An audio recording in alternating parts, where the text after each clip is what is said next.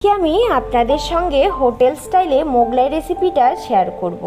খুবই সহজ একটা রেসিপি, হাতের কাছে থাকা সামান্য কিছু উপকরণ দিয়েই এই রেসিপিটা বানিয়ে নিতে পারবে।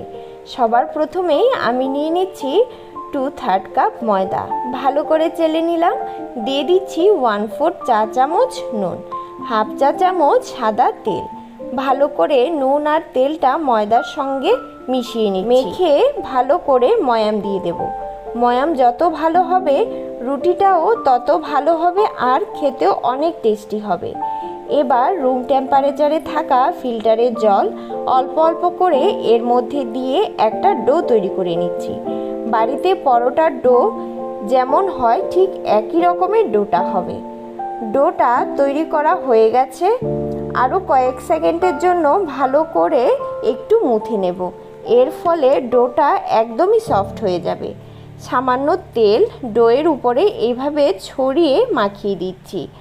ডোটাকে আরও একটু সফট করে নেব। 7-8 মিনিটের জন্য ডোটাকে ঢেকে রেখে দিচ্ছি। এবার ডিমটা রেডি করে নিচ্ছি। একটা মিডিয়াম সাইজের পেঁয়াজ কুচি করে কেটে নিয়েছি। দিয়েছি 2টা কাঁচা লঙ্কা কুচি, 1 চা চামচ নুন দিয়ে দিলাম। আপনারা ইচ্ছে করলে ধনেপাতাও দিতে পারেন। 1/4 চা চামচ চাট মশলা দিয়ে দিচ্ছি। ভালো করে মেখে নিচ্ছি। খুব সুন্দর একটা গন্ধ বেরিয়েছে। এবার একটা ডিম ফাটিয়ে এর মধ্যে দিয়ে ভালো করে মিক্স করে একটা সাইডেই রেখে দিচ্ছি। 7-8 মিনিট পর ওই ডোটা আরও একটু বেশি সফট হয়ে গেছে।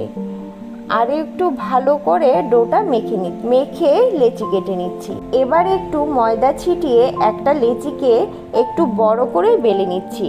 রুটির থিকনেসটা বেশি মোটাও করবেন না, আবার বেশি পাতলাও করবেন না। এবার ডিমের মিশ্রণটা এইভাবে রুটির উপরে দিয়ে দিচ্ছি। রুটির সাইডে একটু জায়গা রেখে দিতে হবে রুটিটাকে ভাঁজ করে মোগলাইয়ের শেপ দেওয়ার জন্য। ডিমের মিশ্রণটা এইভাবে লাগিয়ে পরের ভাঁজগুলো দিয়ে দিচ্ছি। এতে করে ভাঁজগুলি খুব সুন্দর লেগে যাবে, তেলে দিলে আর খুলবে না। অন্যদিকে কড়াইটা গ্যাসে বসিয়ে কড়াইতে মোগলাইটা ভাজার জন্য পরিমাণ মতো তেল দিয়ে দিচ্ছি। তেলটা গরম হলে লো টু মিডিয়াম ফ্লেমে উল্টে পাল্টে গোল্ডেন ব্রাউন করে ভেজে নিলেই তৈরি মোগলাই পরোটা। আমার আজকের এই রেসিপিটা যদি তোমাদের ভালো লেগে থাকে তাহলে অবশ্যই একটা লাইক, কমেন্ট আর সাবস্ক্রাইব করে পাশে থাকা বেল আইকনটা প্রেস করে দেওয়ার অনুরোধ রইল। ধন্যবাদ।